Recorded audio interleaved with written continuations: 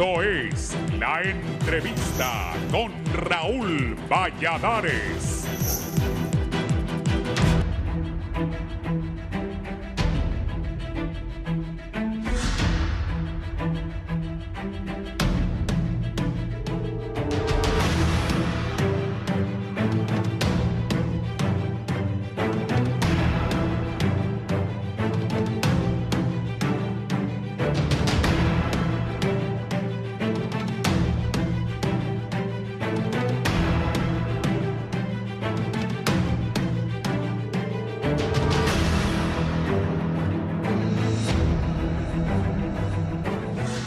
El regreso de Donald Trump a la Casa Blanca ha generado un fuerte revuelo a nivel global, especialmente en la economía de varios países latinoamericanos. Honduras no ha sido la excepción, y en las últimas horas la administración estadounidense ha decidido imponer un arancel del 10% a productos de diversas naciones, incluida la de los hondureños. Esta decisión no solo afecta a las relaciones comerciales, sino que también está trayendo consigo serias repercusiones en el ámbito migratorio, particularmente en los ciudadanos que buscan nuevas oportunidades en Estados Unidos. Desde el inicio de su mandato, Donald Trump ha adoptado una postura firme en temas migratorios, con políticas estrictas que han provocado una significativa cantidad de deportaciones. Según datos oficiales, cientos de hondureños han sido deportados, generando un panorama sombrío y un creciente temor entre quienes aún contemplan la posibilidad de emigrar a ese país del norte. La promesa de un muro fronterizo y las políticas de separación familiar han aumentado la incertidumbre, afectando las decisiones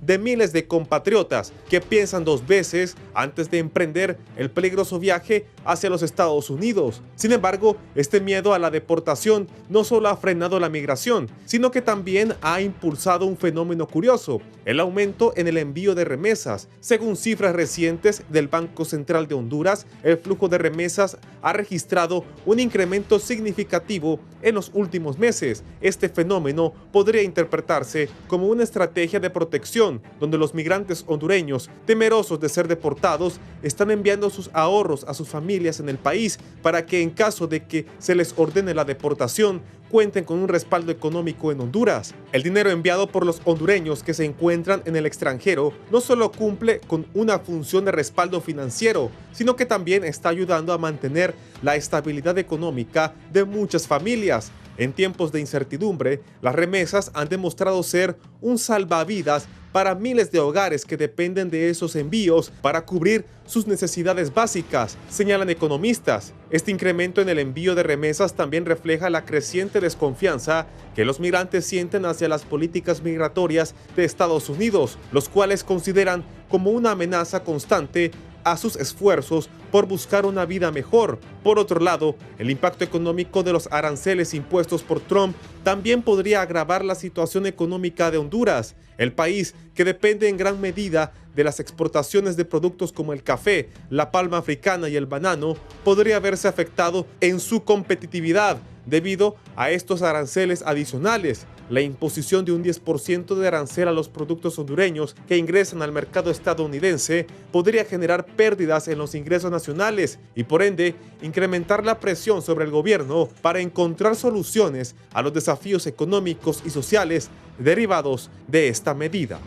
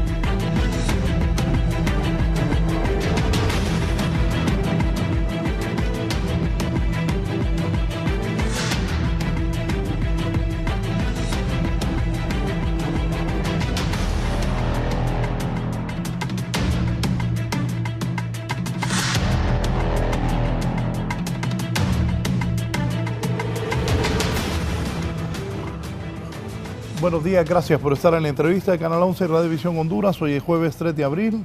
Donald Trump, presidente de Estados Unidos, ha impuesto un arancel global de 10% a varios países de América Latina, incluido Honduras. Voy a presentar a mis invitados para hablar de este tema. Conmigo el economista Obed García. Licenciado, buenos días.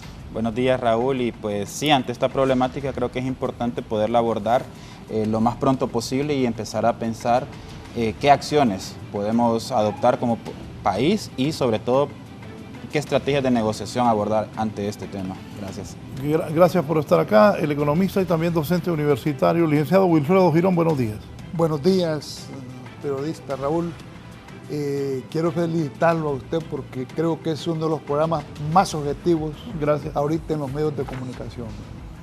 Gracias por estar acá. Voy vía Zoom, está Máster César Castillo, él es el coordinador del Observatorio de Migrantes Internacionales en Honduras de nuestra Universidad Nacional Autónoma. Buenos días, licenciado. Bueno, buenos días, Saúl, y muchas gracias por la invitación. Gracias por estar aquí desde Guatemala. Don Fernando Castro, él es investigador, especialista en migración internacional. Don Fernando, buenos días. Es un gusto saludarle, doctor Raúl, igualmente a cada uno de los panelistas. Gracias. Obed, ¿cómo analiza inicialmente esa decisión de Donald Trump de imponer ese arancel global de 10% a varios países de América, incluido Centroamérica? Y me da ese dato que me manifestó fuera de cámaras de los porcentajes para Centroamérica. Sí, gracias, Raúl. Bueno, lo primero que hay que ver es que es diferenciado, es decir, hay países que tienen una imposición arancelaria mayor que otros. Por ejemplo, en Centroamérica, el Triángulo Norte tiene el mismo, hablamos de Guatemala, Honduras y El Salvador tienen un 10%, pero si vemos Costa Rica y Nicaragua tienen una tasa diferenciada. Costa Rica, a pesar de que el impuesto que le impone a Estados Unidos es bastante alta, el arancel recíproco que Estados Unidos le impuso a Costa Rica es mucho menor, pero el de Nicaragua es casi el doble. Es decir, parece que hay un tema geopolítico detrás de esta estrategia arancelaria, porque hay que tener en cuenta pues la postura ideológica de Nicaragua viene siendo casi un 18% el arancel que Estados Unidos le ha impuesto a Nicaragua, que viene siendo más o menos la mitad del impuesto arancelario de Nicaragua hacia Estados Unidos. Sí, para usted. Sí, bueno, yo veo normal lo que está haciendo Trump. Él está protegiendo la economía americana. Sí. Esto significa pues el fracaso completo del neoliberalismo, ¿verdad? Que la mayor potencia que impulsó el neoliberalismo en la década del 80 de este retroceso es el mayor fracaso del neoliberalismo. Y no solo de la cuestión práctica, económica, ¿va? Sino también de la teoría neoliberal, sí. ¿Verdad? Es decir, y lo peor del caso es que Occidente se ha quedado con esa teoría neoliberal y siguen enseñándola en las diferentes universidades, y aquí en Honduras también, ¿verdad? Aquí en Honduras también siguen enseñando el neoliberalismo como que es la verdad absoluta, y se olvidan de estudiar la economía política, que es la teoría del valor, ¿verdad? Las teorías del desarrollo, subdesarrollo de América Latina, que se abandonaron también con el neoliberalismo, pues, y desde mi punto de vista debemos de recuperar toda esta teoría, pues, que hemos abandonado para poder realmente orientar a nuestros países hacia el desarrollo. César, desde la universidad, ¿cómo se ve esta decisión del presidente de Estados Unidos? Sí, realmente es una decisión bastante fuerte. Como decía el docente, Trump está protegiendo su economía, lo que está queriendo es generar ingresos para su país, pero también aquí un tema muy importante es ver la reacción que van a tener los demás países hacia la imposición de estos aranceles. Específicamente la Unión Europea, incluso México, que también, aunque no aparece en esta lista, ya tiene un 25% a las importaciones principalmente de vehículos. Habría que ver cómo reaccionan los demás países hacia este proceso, y lo que muchos analistas mencionan, principalmente economistas, que esto va a repercutir principalmente en Estados Unidos con un aumento de la inflación de los productos.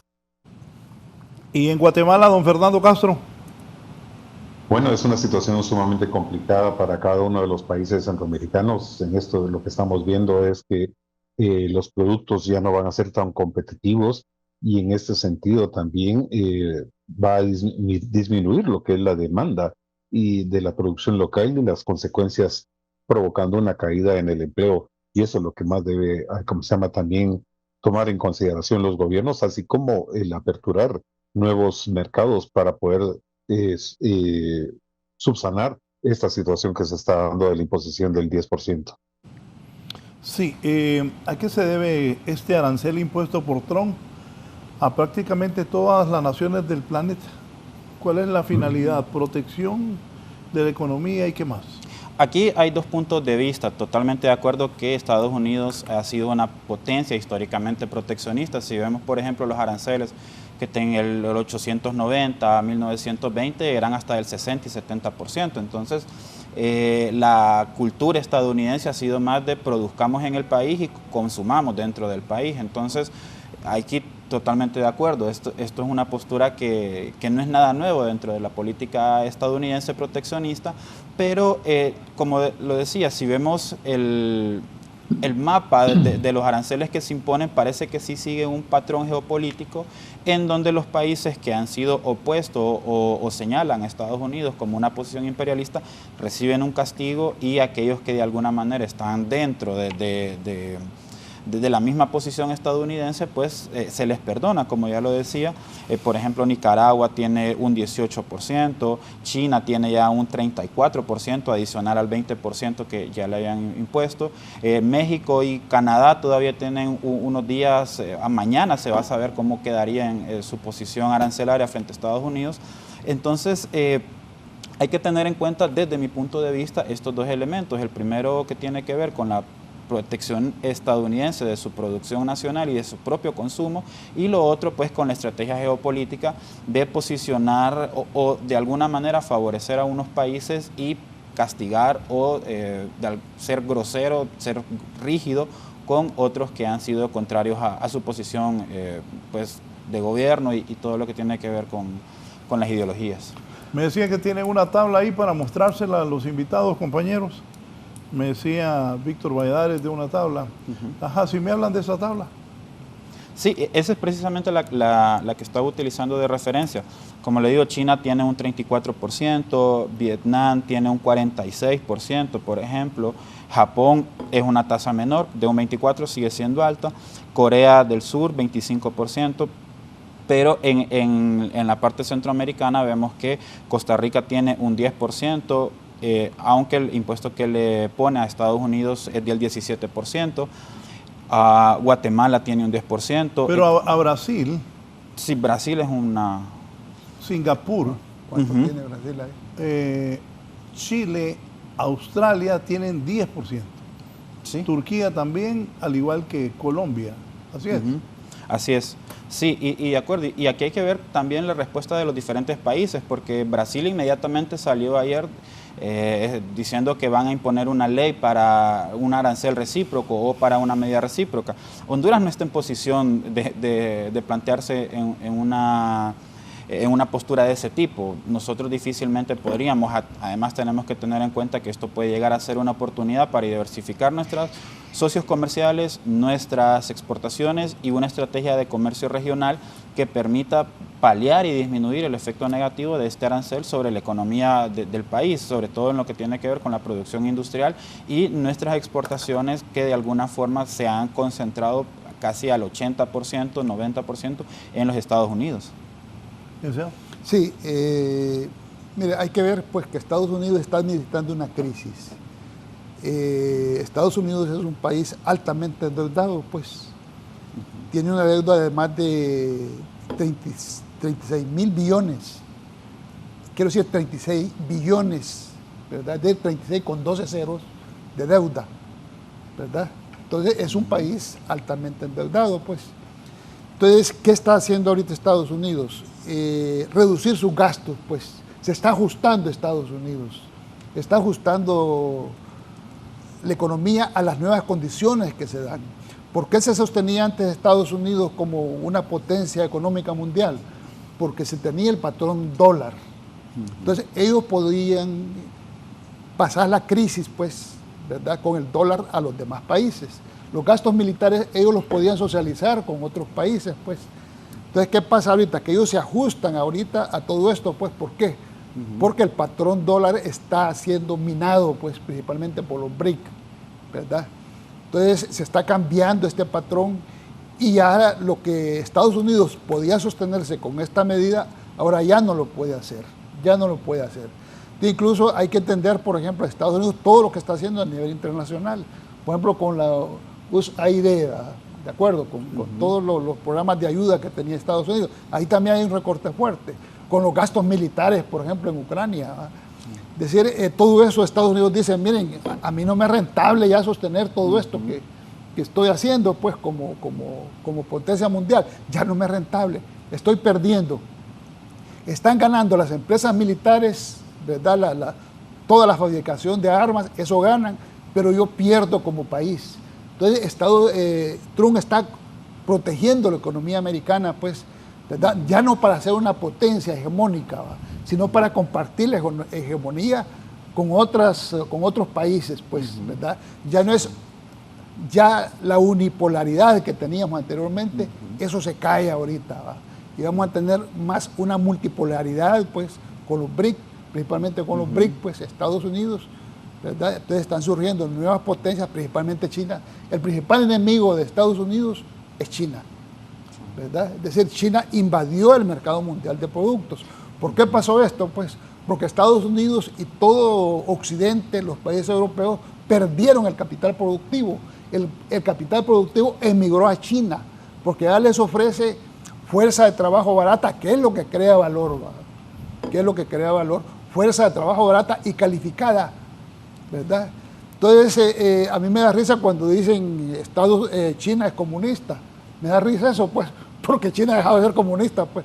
China está invadiendo el mundo no con una ideología comunista, como aquí mencionan algunos políticos, ¿va?, sino que está invadiendo el mundo con productos chinos, con las reglas de mercado. Y ahorita más bien los conservadores en esto, pues, y el mayor conservador es Estados Unidos porque está cerrando la economía. César.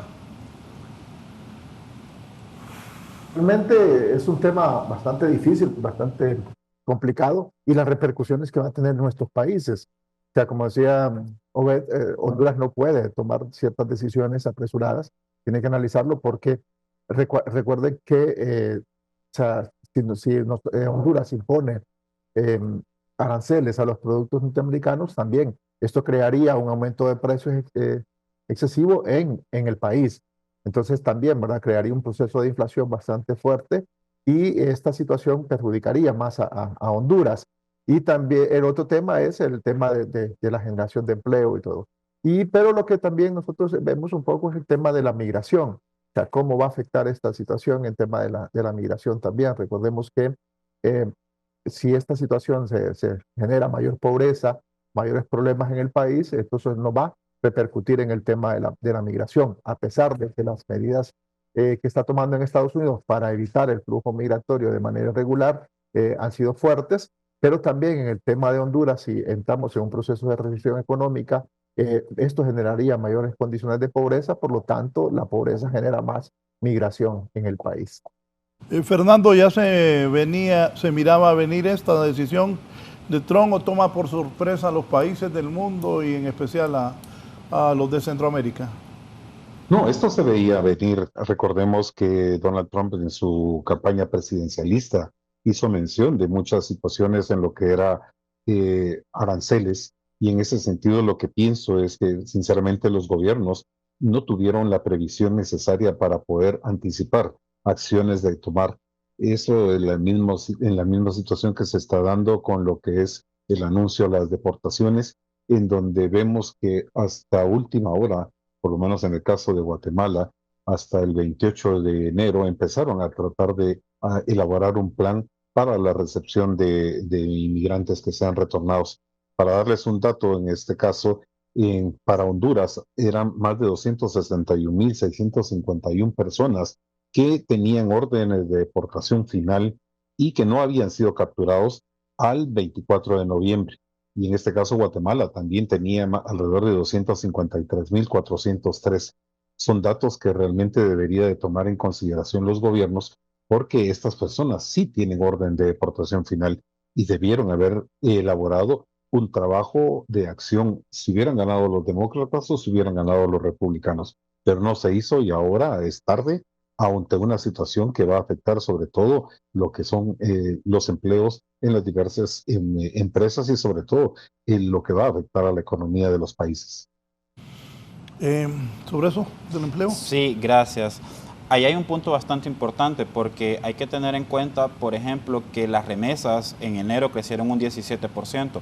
La última vez que vimos una tasa de crecimiento de ese tipo fue en el 2020, cuando empezó la pandemia. Es decir, los remesantes que tienen un trabajo en los Estados Unidos se adelantan o previenen la crisis y envían sus remesas. De alguna forma eso genera algún ahorro para ellos y para nosotros un mayor ingreso de divisa. Eso en el empleo de los Estados Unidos.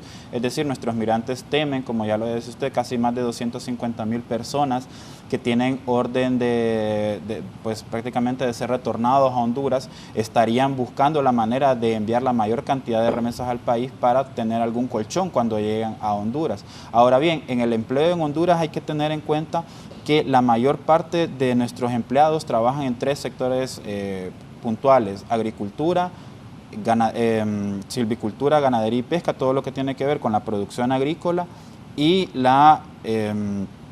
el sector industrial. Estamos hablando entonces que si disminuye la producción industrial, que es la que más destina exportaciones a los Estados Unidos, estaríamos enfrentando cerca de un incremento bastante notable en el desempleo. Hay que tener en cuenta aquí, por ejemplo, que el empleo ha venido disminuyendo, es decir, la cantidad de personas que están trabajando cada vez es menor. Aunque la tasa de desempleo se mantenga entre un 6 y un 8%, las personas que dicen trabajar tampoco es que aumenta. Por ejemplo, y solo para dar el dato puntual, en la industria manufacturera trabajan 503,000 personas según los datos de línea el año pasado. ¿Cómo van a quedar estas 503,000 personas entre un cierre consecutivo de las empresas que ahora, como enfrentan una disminución de la demanda que se responde o se debe a este impuesto de arancelario de los Estados Unidos? ¿Cómo van a quedar esas personas frente a esa disminución de la producción de estas empresas que van a empezar a cerrar sus operaciones o a disminuirlas en el mejor de los casos y van a empezar a despedir prácticamente a una buena parte? Tengamos en cuenta también que cerca de 40,000, 50,000 personas se habla de que perdieron su trabajo entre el 2023 y el 2024, producto del cierre de diferentes industrias manufactureras. Ahora hay que meterle entonces la dinámica de los aranceles que está imponiendo los Estados Unidos y que de alguna forma nos hemos confiado de que no iba a suceder. Aquí termino con una reflexión que hay que tener en cuenta.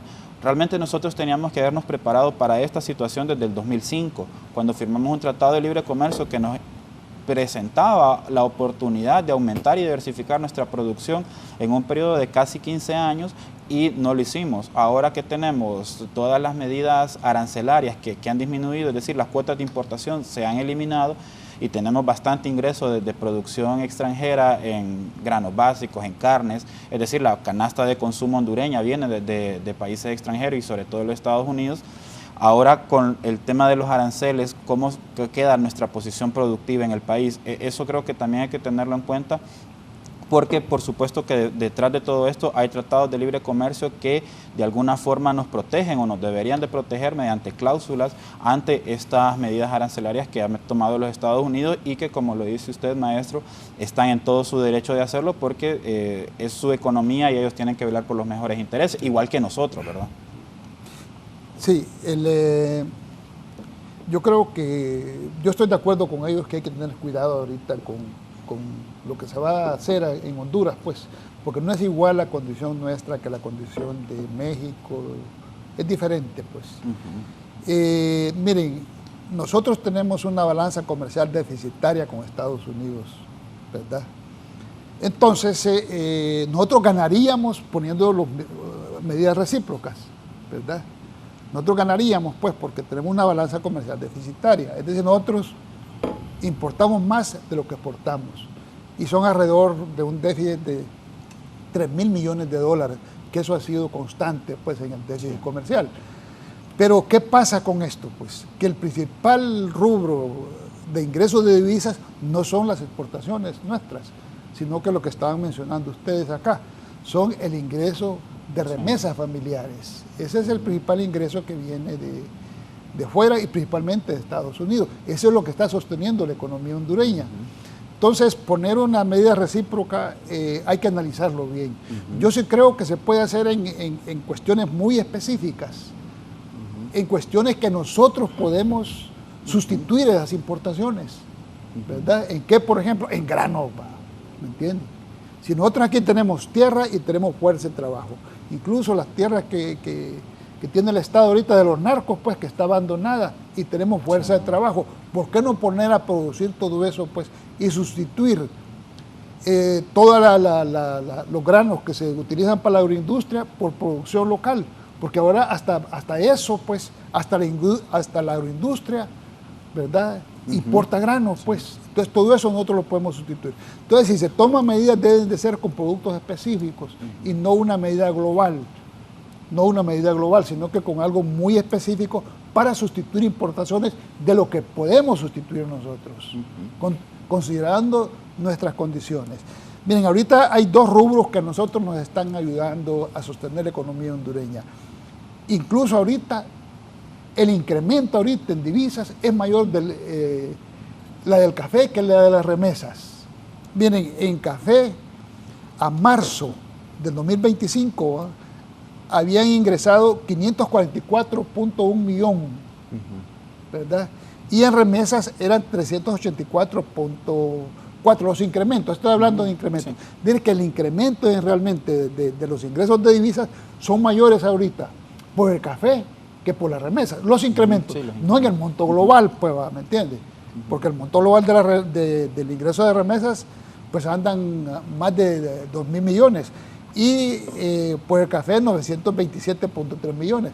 Pero pasó lo del café de 383.2 millones a 927.3 millones al informe del Banco Central del 20 de marzo del 2025. Entonces, hay 544.1 millones de incremento, pues, por el café. Entonces, ahorita el rubro más importante que nos está ayudando a mantener las remesas, quiero decir, las reservas internacionales, pues, es el café. Sí. Es el que nos está sosteniendo. Me dicen los televidentes preguntarles qué impacto tendrá en Estados Unidos las importaciones de materia prima provenientes de países como Honduras. Sí, gracias. En Estados Unidos van a suceder algunas cosas que van a afectar más que todo a los consumidores. En primer lugar, incremento de precios. Si el banano hondureño ahora va a pagar un arancel del 10%, eso se va a traducir en que los consumidores van a tener que pagar ese 10% adicional. Es decir, el importador no se va a quedar con ese 10% ni lo va a absorber, se lo traslada al consumidor final.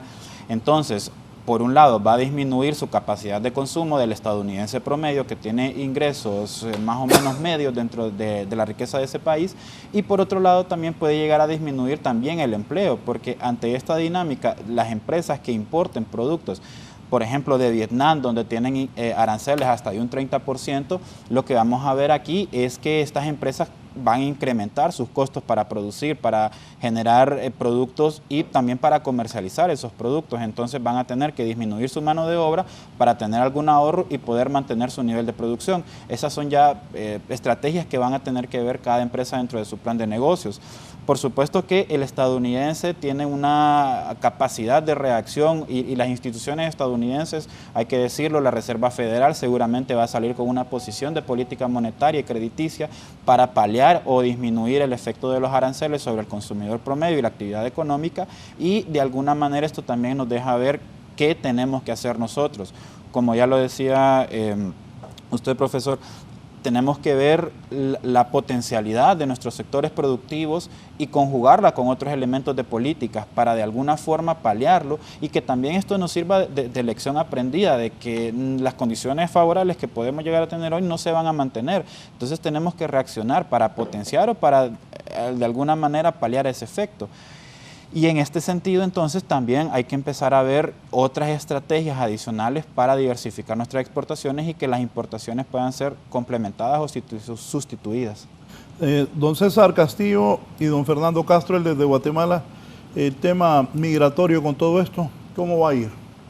Sí, realmente, por ejemplo, vaya, si estamos hablando de las remesas, estamos hablando de que ha habido un incremento en el flujo de remesas en este momento, y eso es normal por todas las políticas migratorias que ha implementado Estados Unidos y por la incertidumbre que tienen nuestros migrantes. Ya lo mencionaban, más de 261,000 hondureños con orden de deportación.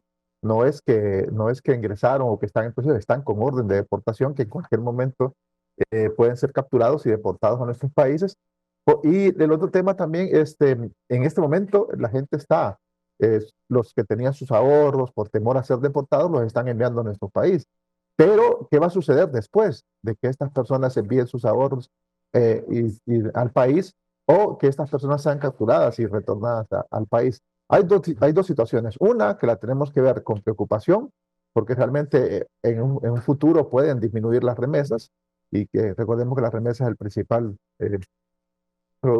porcentaje del PIB. En términos de porcentaje del PIB, representan la mayor cantidad.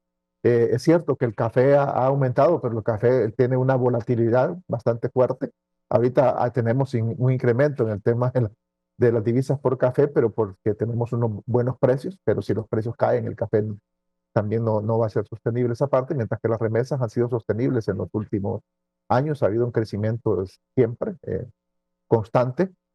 Y entonces estas personas están enviando, pero si estas personas son capturadas y dejan de enviar esas remesas, va a haber una reducción en las remesas del país. Aparte que tendríamos a estas personas en el país y tendríamos que generar condiciones para que estas personas, si envían esos recursos que tienen o que han ahorrado en Estados Unidos y los están enviando a Honduras, tenemos que buscar las condiciones necesarias para que ellos puedan invertir.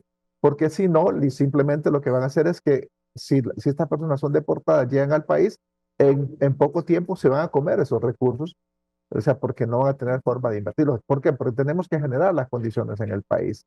Entonces tenemos que prepararnos hacia eso. Y el otro tema también, si estas personas no son deportadas, también hay un temor en Estados Unidos de trabajo. Entonces las personas están dejando de ir a trabajar por temor a ser capturadas, por lo tanto esto va a reducir sus ingresos y van a enviar menos remesas. Entonces todas estas situaciones van a afectar mucho al país en términos de situaciones que tenemos que trabajar con nuestros migrantes que retornan. Pero también el otro tema económico, tenemos que ver cómo tenemos que diversificar nuestra economía hacia otros países, ver otros mercados. Si Estados Unidos impone aranceles a los productos hondureños, lo que tenemos que buscar es, buscar otros mercados para poder exportar. Yo creo que es importante tener una mentalidad de que tenemos que diversificar nuestras importaciones hacia otros mercados, ver otros mercados, no cerrarnos un poco si es cierto, Honduras ha sido el aliado por siempre de Estados Unidos, pero también tenemos que buscar otros mercados y olvidarnos un poco del tema político, sino también verlo muy fríamente desde el tema económico, ¿verdad? No más allá del tema político, sino del tema económico. Cómo podemos mejorar nuestras importaciones. Y también es una oportunidad para el país para invertir en el país y cómo poder sustituir algunos productos, como ha decía el profesor, que nosotros que estamos importando, pero que podemos producirlos en el país. Don Fernando. Bueno, en este caso, a mí me preocupa sinceramente el hecho de los datos que les daba para lo que es el retorno de inmigrantes. En ese sentido, esto ya no es un problema de un gobierno o de los gobiernos, sino que es un problema de los países. Y en ese sentido, la recomendación que he planteado es que se haga una integración de los diferentes sectores para tratar de proponer soluciones y sobre todo, como le decía el licenciado Castillo, es efectivamente lo que tiene que hacer el gobierno, aunque es tardíamente, pero tiene que empezar a diversificar lo que es la oportunidad que haya en otros mercados. Sin hacer eso, la situación puede ser muy grave y sobre todo el hecho de que estas repatriaciones de inmigrantes van a incrementar lo que es el desempleo, la inseguridad, la falta de poder atención en lo que es la educación, la salud. Y entonces en ese sentido va a ser una problemática sumamente complicada que nos va a afectar a todo el mundo.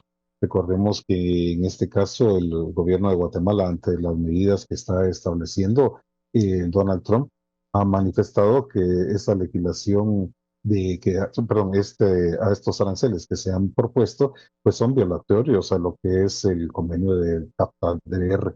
Y en ese sentido, lo que habría que hacer es también que los países puedan resolver barreras comerciales para poder negociar a través de lo que es la negociación diplomática con tanto Estados Unidos, para poder ver si en ese sentido, como todos sabemos, los países tienen mayor exportación que de lo que son las importaciones, y que Estados Unidos en ese sentido es el que tiene la balanza comercial a favor, y en ese sentido pues habría que hacer una renegociación con los países de Centroamérica sobre todo. Y en Guatemala también están mandando más remesas sus compatriotas al país por temor de deportación. Es correcto, en ese sentido se ha visto ese fenómeno que se ha incrementado por lo mismo de que las personas tienen el temor de que sean capturadas y deportadas ante tantas leyes que podrían entrar ya en vigencia el 1 de julio, y lo que es la persecución que se está dando a los inmigrantes. En ese sentido, lo que hace falta, sinceramente, y no se ha tenido, es una educación de inversión para poder promover la generación de pequeñas empresas. Es un tema que debería haber tratado los gobiernos hace muchos años, pero recordemos que lo que ha sido el negocio para los gobiernos es el promover la migración, extender la mano y recibir las remesas, y con ello pues sostener la economía del país. En el caso de Guatemala es el 20% del Producto Interno Bruto, lo que sostiene a más de 6.5 millones de personas familiares de migrantes, y el hecho de los más de 253,000 personas, principalmente que tienen orden de deportación final, pues esto va a agravar una situación, porque se calcula que son alrededor de $500 lo que mandan cada una mensualmente para el sostenimiento. Y esto va a ser un duro golpe para la economía del país, el hecho de no poder tener esas remesas, pero que en este sentido hay que trabajar en lo que es la diversificación y sobre todo la generación de empleo y desarrollo, como lo hace Costa Rica, que tienen muy mínima cantidad de deportación, no así los países como Guatemala, Salvador y Honduras. Obed, en relación a lo que dice el de Guatemala. Sí, de acuerdo. Es una situación que se está viendo en todos los países de Centroamérica, y sobre todo aquellos que reciben más remesas o que dependen más del ingreso de remesas. Ahora bien, el tema aquí es, como lo decían ustedes, los migrantes que han trabajado en los Estados Unidos ya tienen una cultura de trabajo, ya tienen unas condiciones de trabajo que son preferidas por ellos, y aquí ya hablamos del tema conductual, es decir, las preferencias de los individuos. ¿Qué vamos a hacer con todas estas personas que vienen con una costumbre de un salario, que vienen con una costumbre de un horario de trabajo, de una fuerza de trabajo, cuando en los países centroamericanos, y nos vamos a referir a Honduras, no contamos con un marco legal, con instituciones que hagan valer esos mismos derechos, que hagan conceder? Aquí tenemos un salario mínimo que realmente se cumple muy poco. Estamos hablando de que el hecho de tener un salario mínimo debería de ser una garantía mínima, precisamente para que estas personas digan, bueno, más o menos allá voy a tener un ingreso de unos $500 promedio al mes. Sin embargo, sabemos que esto no es así por el tema de la informalidad laboral. Y respecto de los acuerdos comerciales y de la forma de buscar las oportunidades dentro de esto, hay que tener en cuenta, como ya lo decía, el Tratado de Libre Comercio, en donde hay mecanismos de salvaguardas, por ejemplo, de resolución de conflictos entre las partes. De alguna forma, los países centroamericanos y algunos de los 5, incluido República Dominicana, tendría que liderar una negociación, tendría que liderar una postura conjunta de nosotros para presentarse a los Estados Unidos y paliar los efectos. Y después tenemos entonces la necesidad de buscar también estrategias de interconectarnos de manera más adecuada y según las potencialidades de cada quien. Aquí, por ejemplo, tenemos que hacer una reflexión. Realmente Guatemala, El Salvador y Honduras no se diferencian mucho en su producción agrícola, producción de materias primas. Guatemala tiene un poco más de tecnología, El Salvador ha hecho algunos avances ahora y Honduras pues se ha quedado en la cola. Entonces, ¿cómo potenciamos nuestras capacidades diferenciadas de cada país, es decir, nuestra ventaja comparativa? Por ejemplo, Honduras tiene dentro del ranking internacional de habla inglesa, Honduras tiene una de las mejores posiciones. Estamos diciendo que la mayor parte de nuestra población sabe hablar inglés, lo maneja y eso es atractivo para las empresas. Utilicemos esa potencia. Guatemala tiene un amplio territorio y tiene avances en el desarrollo de aplicaciones web, y El Salvador, pues ahora con todo este tema de la seguridad y con todos los avances que ha logrado en estos últimos años, también tiene sus potencialidades. ¿Cómo entonces utilizamos esas tres características, hablando de las que se me ocurren, pero seguramente hay muchas más, para generar un mercado común, un mercado conjunto que nos permita de alguna manera evitar o esquivarnos el golpe y claro, eventualmente trascender ya a una integración, no necesariamente como se planteaba hace 50 años, pero sí a una nueva forma de producir de manera conjunta, porque hay que tener en cuenta que Estados Unidos también lo que quiere es disminuir el riesgo en sus cadenas de producción. Su cadena de suministros venía desde China y Vietnam y fue frágil ante los problemas que se dieron en el 2023 y el tema de la crisis de fletes, por ejemplo, de fletes marítimos, la guerra, todo eso afectó severamente las cadenas de producción estadounidenses y de alguna forma también se quieren proteger de eso. Pensemos de esta manera también cómo nosotros protegemos nuestra cadena productiva y enfrentamos esta crisis, que hay que ser conscientes que esto no se va a resolver mañana, que de aplicarse este arancel del 10% y por ahí un ejemplo, Estados Unidos retira el arancel dentro de 6 meses, dentro de un año, los efectos negativos que nos van a quedar a nosotros como país en nuestra estructura productiva van a trascender más de 5 años, más de 10 años. Y entonces aquí es el llamado a la reflexión. Los planes de gobierno que están por presentarse ahora en este periodo electoral de elecciones generales tienen que enfocarse y tienen que promover una agenda económica, tienen que tener muy en cuenta qué factores van a utilizar para potenciar la actividad productiva del país. Solo así vamos a poder evitar que esto nos vuelva a suceder y generar una dinámica positiva para crear empleos, para generar riqueza en el país y para ayudar a las personas a salir de la pobreza. No crear programas asistencialistas, sino actividades productivas que permitan potenciar la mano de obra. Y entonces así también ir pensando a largo plazo. Siempre hay que proyectarnos como país. Si esto no sucedió hoy, ¿cómo nos afecta en 5 años? Si tomamos una postura ya sea de arancel recíproco, de diversificar nuestras exportaciones, de buscar otros mercados, ¿cómo nos vamos a posicionar dentro de 5 años? Esa es una lógica que también debe estar presente al momento de discutir este tema en la agenda pública. Sí.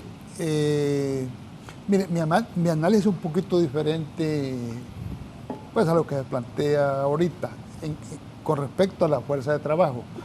Miren, si Estados Unidos quiere desarrollar el mercado interno, necesita la fuerza de trabajo nuestra. Por un lado es una fuerza de trabajo joven, ¿no? La mayor parte de la población de Occidente es una población vieja. Entonces es una fuerza de trabajo con potencial productivo. Entonces, si ellos quieren desarrollar el mercado interno, necesitan esta fuerza de trabajo. Entonces, a mí más bien el discurso de Trump y todo lo que él dice, que hay esto y lo otro, es más para abaratar la fuerza de trabajo nuestra. Una fuerza de trabajo perseguida se vende pues más barato que alguien que esté legalmente trabajando en Estados Unidos, pues. Entonces, para mí la persecución de Trump a la fuerza de trabajo es más para abaratar la fuerza de trabajo latina y toda la fuerza de trabajo pues que viene de otros países hacia Estados Unidos, ¿va? Entonces ese es el objetivo de Trump. Eso es mi análisis, ¿me entienden? Entonces me parece que las remesas van a seguir incrementando, pues van a seguir con esta tendencia, ¿va? ¿Verdad? Porque nosotros creíamos que ya las remesas iban a caer de un día para otro. No fue así. Se están incrementando, normalmente se están incrementando. No ha pasado, más bien en el gobierno que más expulsaron migrantes fue en el gobierno de Obama, ¿verdad? Entonces, más bien, Trump ha sido más, el discurso es más agresivo, pues, pero en la práctica, pues, ¿verdad? No es el discurso que él tiene, ¿va? Entonces, me parece que no hay que alarmarse demasiado en esto. Pero sí hay que tomar medidas. Yo estoy de acuerdo en tratar de diversificar y buscar otros países. Pero nosotros en el comercio global hemos perdido. Tenemos una balanza comercial deficitaria. Hemos perdido, pues es mentira que todo el discurso que nosotros nos íbamos a incorporar al mercado internacional con productos de bajo valor agregado, eso fue falso, pues no tuvimos éxito, no tuvimos éxito. Entonces, ¿qué para mí es importante? Desarrollar el mercado interno, desarrollar el mercado interno. Entonces, yo sinceramente les digo, felicito al sector cafetalero.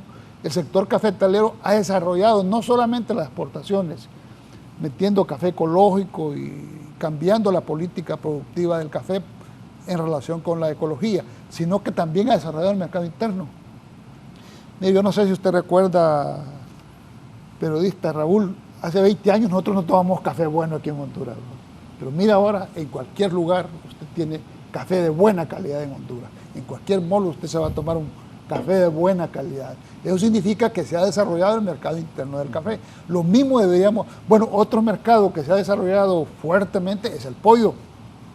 Nosotros aquí consumimos pollo en todos lados, ¿me entiende? Entonces, ¿qué nos falta que desarrollar, por ejemplo, aquí de lo que nosotros tenemos? El camarón, por ejemplo. Toda la cuestión relacionada con la pesca, ¿verdad? Ese mercado pues se consume en los puertos, pero no se ha masificado a nivel nacional, que sí lo podemos hacer. Entonces yo soy más orientado a desarrollar el mercado interno. Para desarrollar el mercado interno, por un lado necesitamos producir, pero por otro lado necesitamos mejorar el consumo, incluso los gustos del consumo, pues. Ya no solamente comer frijoles, ¿va? Sino que darle un poquito de pescado al plato de comida, ¿va? ¿Verdad? Y cambiar los hábitos de consumo nuestros orientados al mercado interior, no hacia consumir lo exterior, ¿va? Sino hacia nuestros productos, ¿verdad? Entonces yo soy más en esa línea, es decir, es de potenciar el mercado interno, y ahí sí creo que hay que aplicar medidas para sustituir importaciones, precisamente con Estados Unidos, ¿va? Lo que decía anteriormente, pero tratar de más potenciar el mercado interno, porque es lo que tenemos seguro. El mercado externo nosotros ahí perdemos, y se ha demostrado con la balanza comercial deficitaria que tenemos.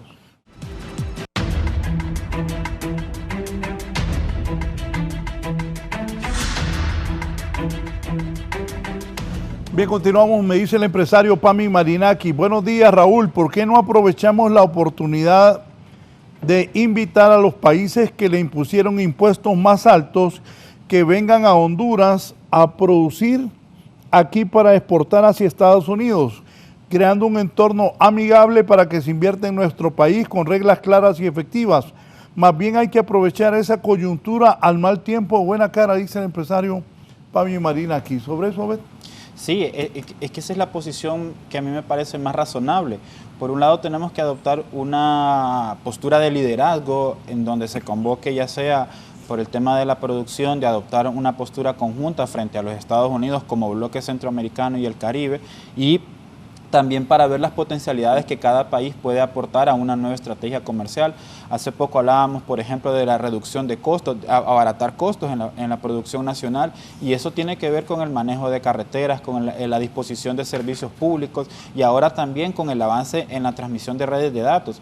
Esto quiere decir entonces que Honduras tiene que priorizar las inversiones en transporte y en carreteras. Uno de los grandes costos en este país sigue siendo el traslado de mercancías, y no porque el precio de la gasolina esté alto, que dicho sea de paso sí es, sino porque el mantenimiento de los vehículos se tiene que hacer de manera constante, producto del mal estado de muchas carreteras que conectan con los valles productivos. Pero también tenemos la escasa amplitud de la red energética a los diferentes sectores, y entonces las plantas de procesamiento no se pueden establecer en las regiones interiores del país. Y aquí la pregunta, ¿por qué no hay un plantel industrial en El Paraíso, por ejemplo? ¿O por qué no sucede esa dinámica productiva que se da en el Valle de Sula en toda la parte suroccidental, en todo lo que tiene que ver con La Paz, con Marcala, todo ese tramo que está más pegado con El Salvador? Es potenciar las diferentes áreas territoriales del país.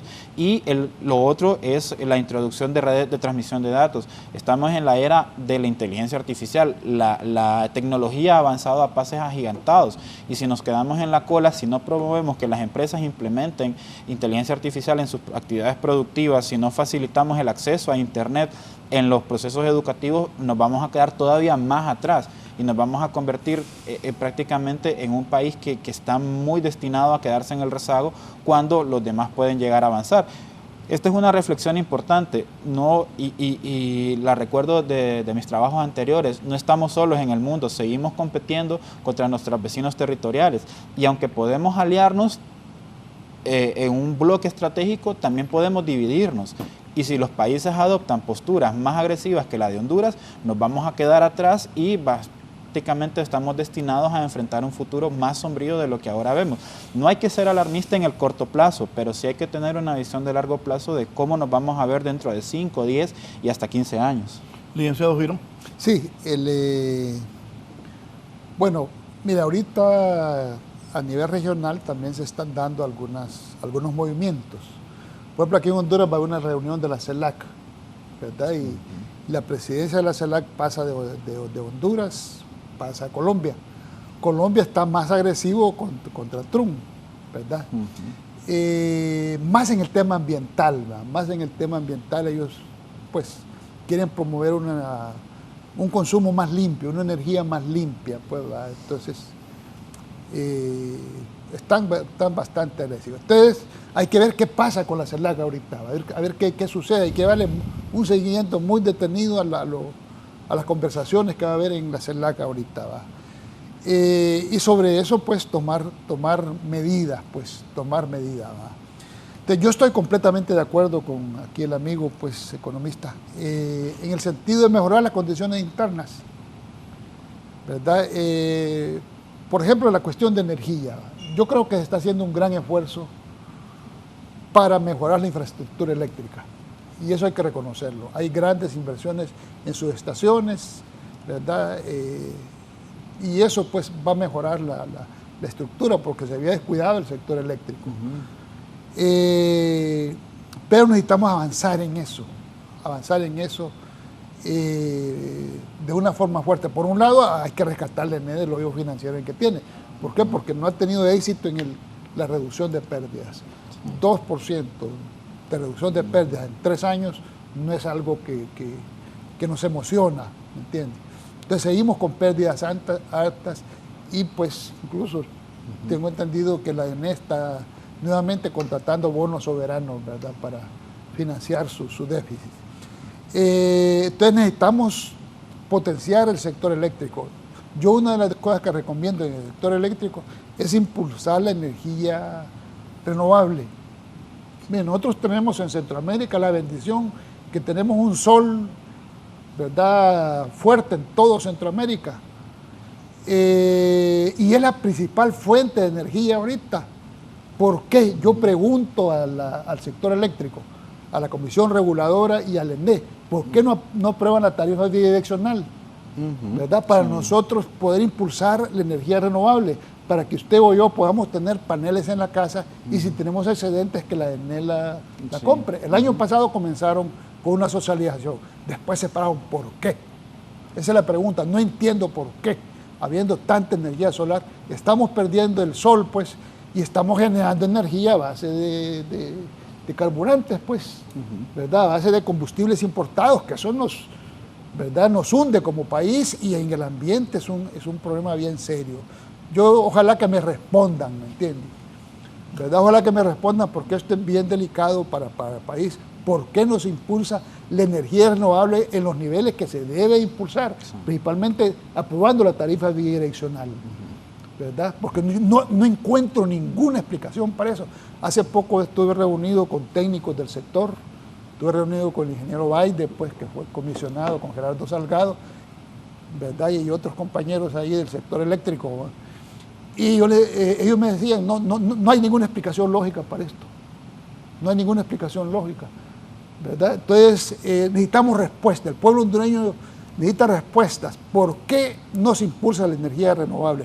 ¿Por qué no impulsamos la energía solar, ¿verdad?, con las tarifas bidireccionales, ¿verdad? Ojalá que nos respondan, pues lo hago públicamente, pues, porque he tratado por otros medios de conseguir información en el ENE y también la niegan la información, ¿no? Entonces, tenemos ese problema, que no hay transparencia en la información. Voy con don César Castillo y con don Fernando Castro. ¿Por qué los migrantes hondureños y de Guatemala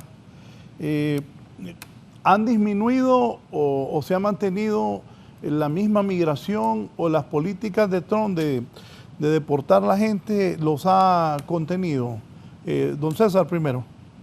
Sí, realmente hay una disminución en los datos, por ejemplo, en las capturas, en los encuentros, en las capturas en la frontera sur de Estados Unidos.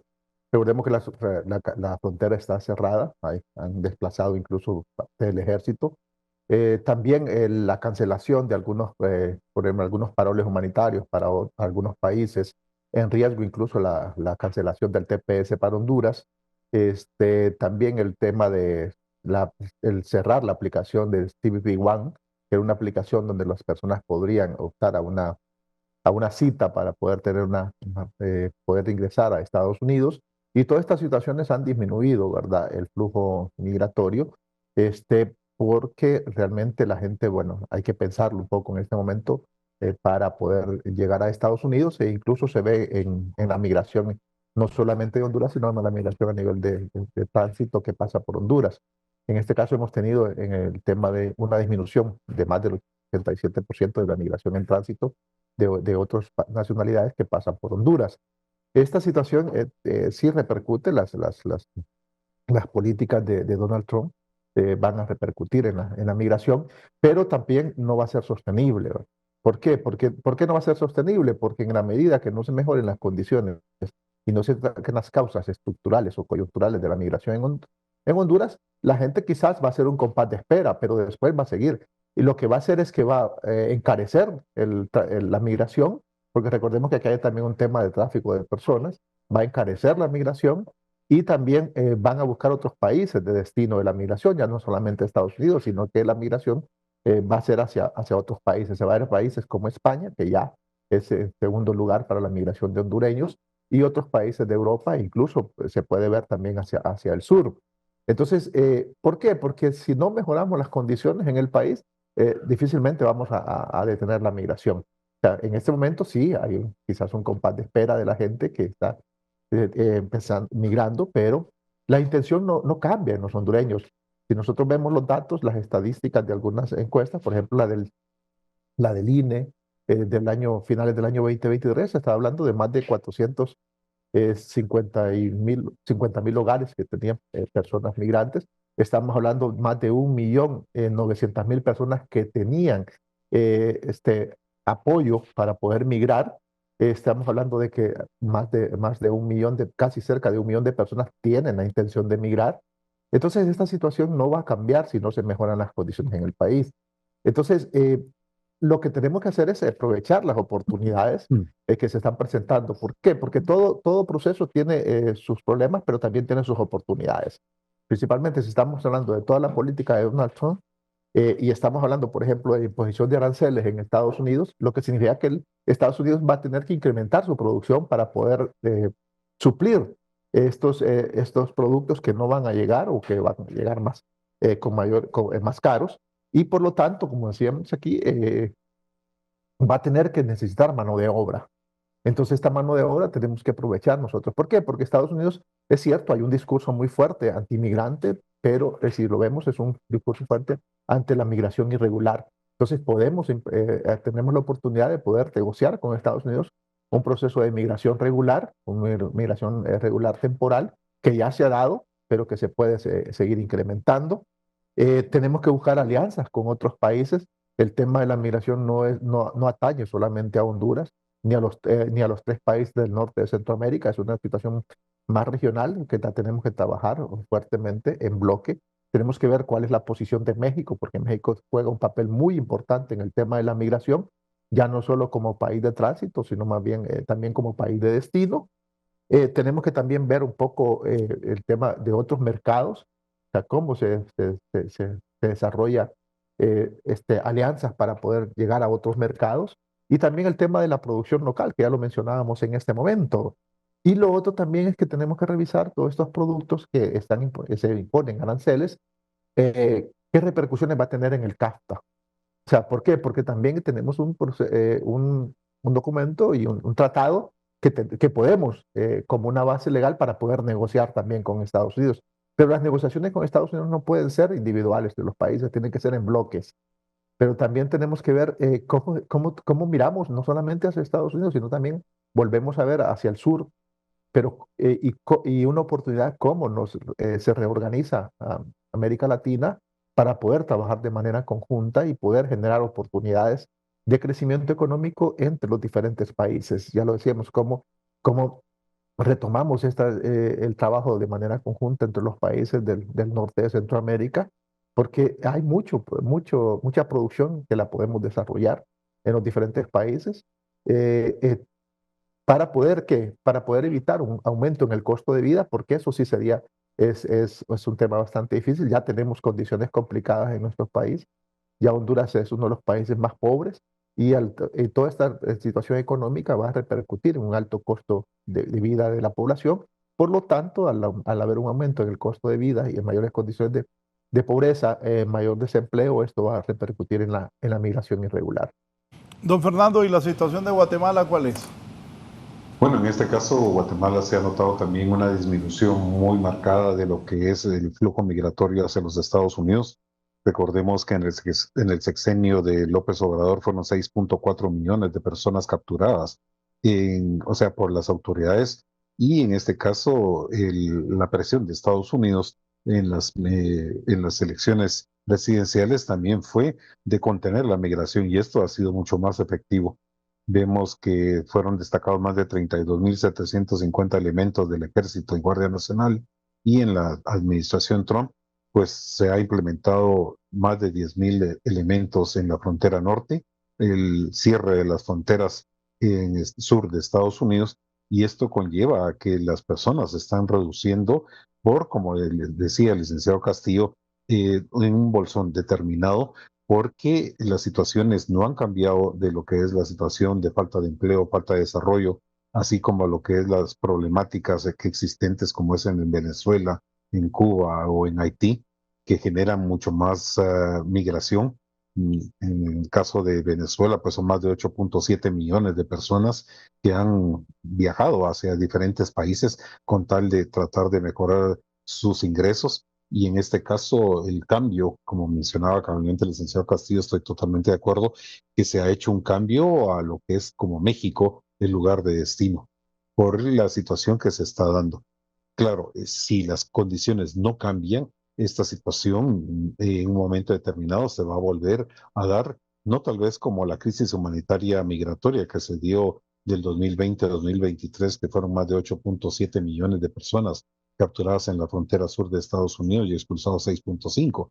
Pero en este sentido, lo que hay que negociar, y muy bien lo decían los otros panelistas, es que debe ser una forma integral, y pienso que en este caso podría ser El Salvador el que pudiera liderar estas negociaciones con Estados Unidos, ya que es el que tiene mejor relación con Donald Trump, que no lo tienen los otros gobiernos. Y es algo que debe ser un trabajo en forma integral para tratar de que en este sentido pudiera darse una migración ordenada, porque el empleo se necesita por parte de los connacionales de los países centroamericanos, y la mano de obra la requiere Estados Unidos en los diferentes sectores.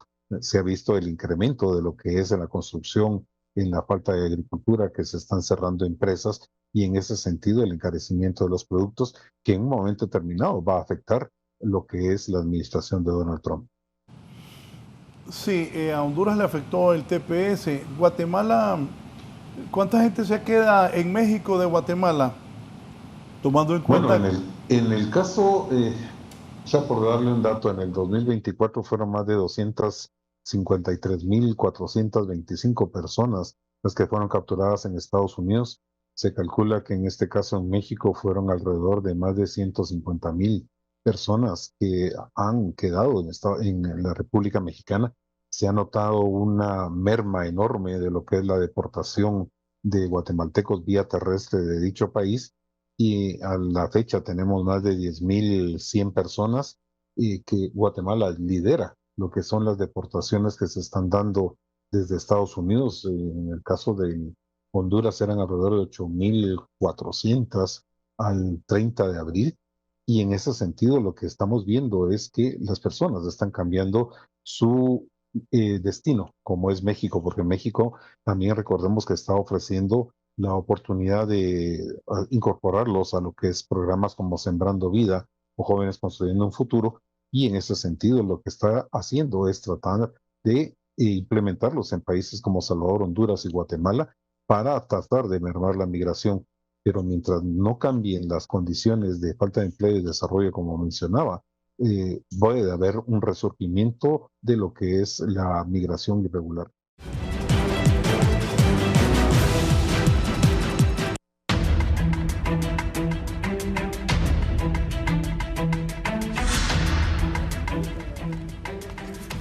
Bien, continuamos. La posición de México, ¿cuál va a ser? Todo esto se relaciona con Centroamérica. Sí, por supuesto. México está en una encrucijada bastante interesante, diría yo, porque en el 2021, cuando surgió todo lo de la pandemia, el presidente Biden implementó una política que se llama nearshoring, es decir, la atracción de inversiones hacia lo más cercano a Estados Unidos posible. México y Costa Rica fueron los países que más aprovecharon esa tendencia, siendo que Costa Rica acumuló buena cantidad de capital extranjero y México también. Por ejemplo, plantas de Tesla se establecieron en México. En ese entonces, el presidente AMLO también desarrolló una política de atracción de inversiones que se conjugó con la política fiscal y permitió acceder a muchas inversiones estadounidenses. Ahora bien, frente a este cambio tan radical de un año a otro en la posición comercial de los Estados Unidos, tendríamos que ver qué costos representan, como ya se ha planteado en la mesa. Para México es una buena ventana de oportunidad haber traído esa inversión, pero para Estados Unidos también retraer esa inversión es altamente costosa por el tema de la mano de obra y por la capacidad productiva que tienen estos países, que básicamente ya está llegando a su curva de frontera de posibilidades. Entonces, el tema es que México tiene que adoptar una postura un poco más resiliente.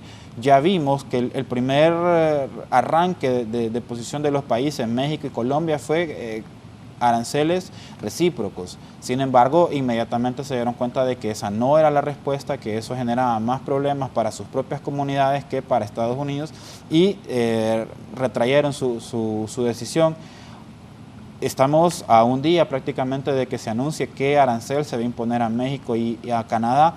Entonces, seguramente las negociaciones han estado orientadas en este momento en esos tres países a mejores condiciones o a excepciones arancelarias. Eso de alguna forma en la jurisprudencia comercial internacional ya se ha dado, donde existen imposiciones arancelarias a bloques de países, pero se dan excepciones a algunos.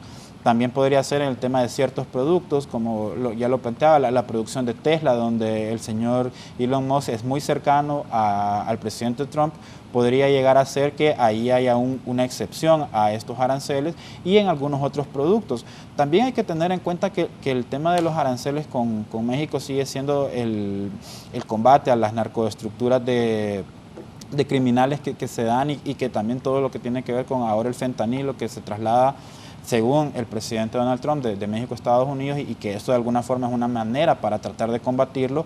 No deja de estar en la mesa ese tema de discusión, y hay que ver también qué posición o cómo esto nos repercute, porque muchos de los productos que también se comercian en Honduras, en Centroamérica, pasan por fronteras mexicanas, vienen de los Estados Unidos, y esto es una bola de nieve. Un producto que sale de Estados Unidos va acumulando costos por cada puerto que pasa, por cada carretera, por cada aduana que transita, y de alguna forma entonces vamos a ver un incremento bastante severo en los costos de producción y consumo en el país.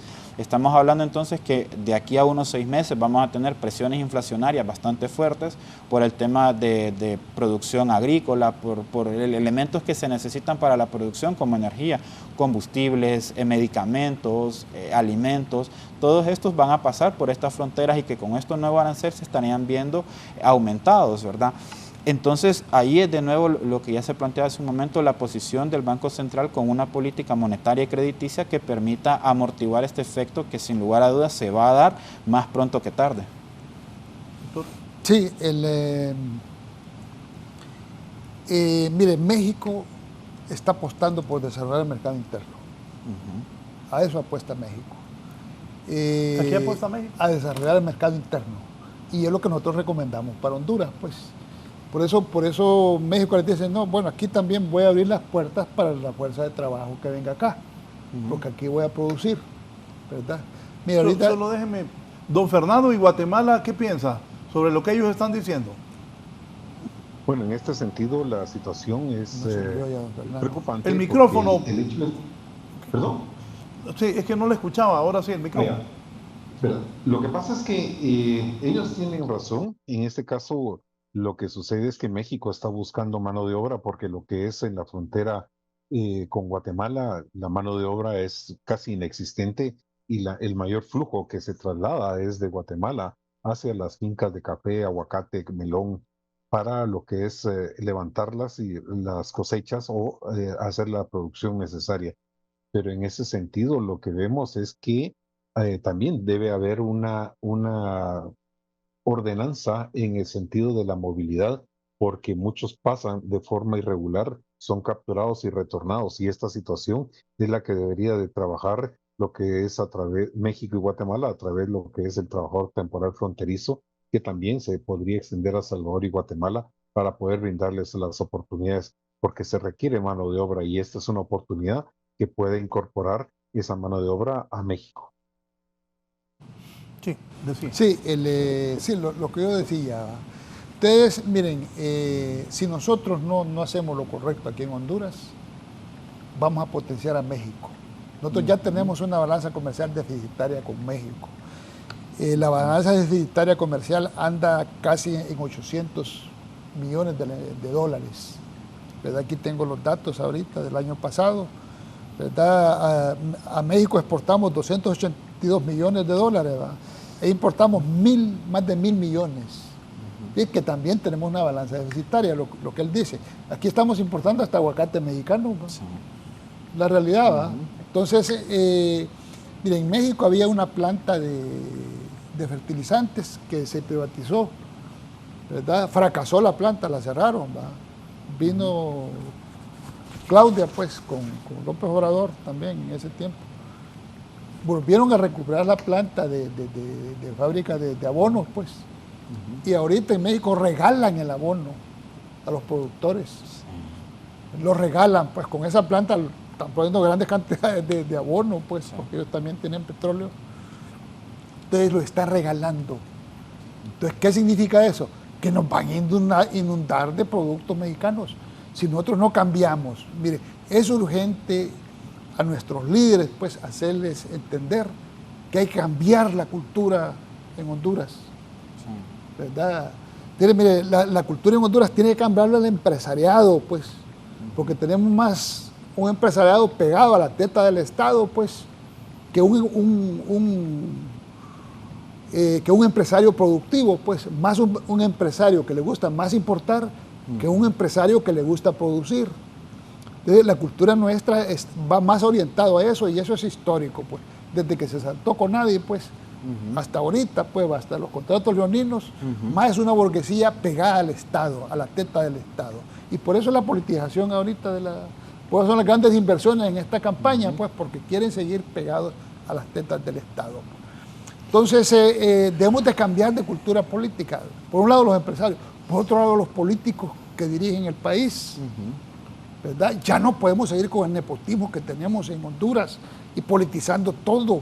Para mí el fracaso de la Empresa Nacional de Energía Eléctrica es precisamente la politización de todo este sector. Ahí tiene un maestro dirigiendo un proyecto de control de pérdidas. ¿Qué sabe un maestro de reducir pérdidas? Dios mío, a mí me da frío de eso, pues. Aquí estamos platicando aquí con el amigo, pues. Nosotros somos economistas, pero si nos ponen a construir un edificio vamos a fracasar, hombre. ¿De acuerdo? Entonces, si ponen ahí a gente que no sabe de energía, cuestiones técnicas de energía, a dirigir un proyecto, eso va a fracasar. Entonces, yo les hago un llamado a la reflexión de la clase empresarial y a la clase política hondureña, pues, que debe cambiar de cultura. Las empresas, hay que recuperarlas, las empresas estatales, y hay que darles una orientación técnica, hay que aprender de los chinos. Los chinos no andan poniendo políticos a dirigir empresas. Aquí vienen empresarios a negociar con Honduras. ¿Verdad? Vienen empresarios a ofrecernos, pues, productos y que comerciemos, pues. Entonces los empresarios van a vivir como empresarios, no queriendo emplear a la... ¿Verdad? Yo les hago un llamado a los amigos de Libre, pues, que tengo muchos amigos en Libre, en la Resistencia, ¿va? que le enseñen a trabajar a sus hijos, hombre. No es posible que familias completas estén pegadas a la teta del Estado, pues. Sí. Mire, aquí él se levanta buena mañana trabajando acá, haciendo su dinero, ¿verdad?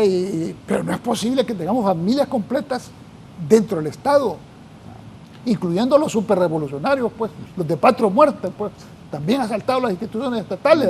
Entonces, esa cultura hay que cambiarla, y estoy hablando hasta de la izquierda, ¿me entiendes? Esto no podemos con esa cultura, pues, de asaltar un Estado. No debemos de ver al Estado botín, y ese llamado es para la empresa privada, pero también es para los políticos, ¿verdad? Es para los políticos. Entonces debemos de reorientar todo esto a recuperar el Estado, pues, pero que sea un Estado eficiente, que la empresa nacional de energía eléctrica en realidad sea eficiente, de tener una seguridad eficiente. Miren, lo que pasa en la salud, pues es una pena lo que pasa, hombre. Ni siquiera pagarle pueden a los médicos. ¿Y quién paga eso? Sí. Es una vergüenza eso lo que está pasando, pues. Ni siquiera pueden pagarle a la gente. Ni siquiera eso pueden cumplir. Entonces, es una ineficiencia total dentro del Estado, que eso hay que mejorarlo, pues. Hay que mejorarlo, porque si no, nos hundimos como país, y lo que se van a potenciar es países como México, y ya lo estamos viendo, y nosotros vamos a seguir hundidos en la pobreza, porque tenemos, ¿verdad?, una cultura política, ¿va?, y empresarial pegadas al Estado. Entonces necesitamos cambiar esa cultura, si queremos salir como país adelante. César. Sí, realmente es importante, si estamos hablando de desarrollar el país, tomar en cuenta ciertas condiciones. Uno, en primer lugar, el tema del empresariado. El empresariado tiene que ser un empresariado que genere riqueza, no que genere negocios con el Estado, porque realmente el Estado no soporta ya esa situación, sino más bien tiene que ser empresarios, que los hay, ¿verdad?, también en el país, no podemos decir que no, que generen recursos y que no dependan de los negocios que se desarrollan con el Estado. Y el otro tema es importante, el tema de el Estado tiene que generar también las condiciones para que esa empresa pueda desarrollar. O sea, el que tiene que generar las condiciones es el Estado, es el gobierno que tiene que generar esas condiciones para que los empresarios puedan también generar riqueza. Pero también aquí hay un tema muy importante, si vemos en términos económicos, Honduras, bueno, ha venido creciendo más o menos, pero no solo es generar las condiciones para que la empresa genere riqueza, pero también que esa riqueza que genera la empresa también permea a las clases más pobres.